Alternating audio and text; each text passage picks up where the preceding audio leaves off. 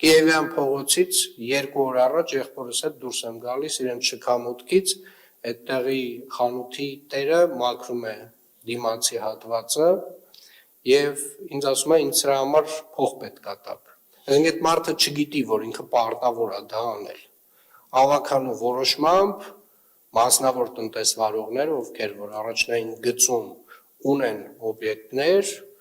հասարակական տարածքներ, բիզնես, իրենք պարտավոր են այս ձնամաքրման աշխատանքներին մասնակցել։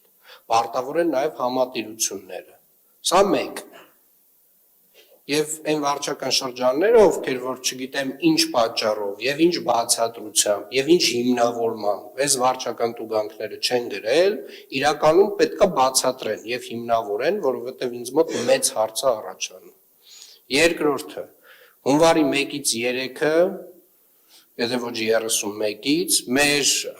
վարչական շրջաններին հատուկ մի 2 տարի առաջ քննարկեցինք, հատուկ աշխատակիցներ առանձնացրեցինք, որպեսզի վարչական շրջանները ունենան գործիք աղբահանության մաքրման հետ կապված աշխատանքները պատշաճ իրականացնելու եւ նմանատիպ դեպքերում մայթեր, բակեր եւ մնացյալ այլ տեղերում, երբ որ ձյուն է գալիս, ունենան այդ ներուժը որոշ չափով աշխատացնեն այդ մարդկանց, որպեսզի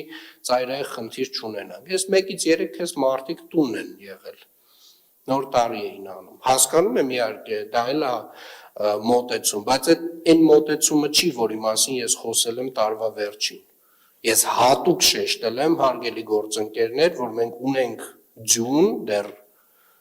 դեկտեմբերի վերջին եմ խոսել դրա մասին, եւ պետք է աշխատենք 24/7 ռեժիմով, ինչպես աշխատել է ԵԱՍՄ հիմնարկը։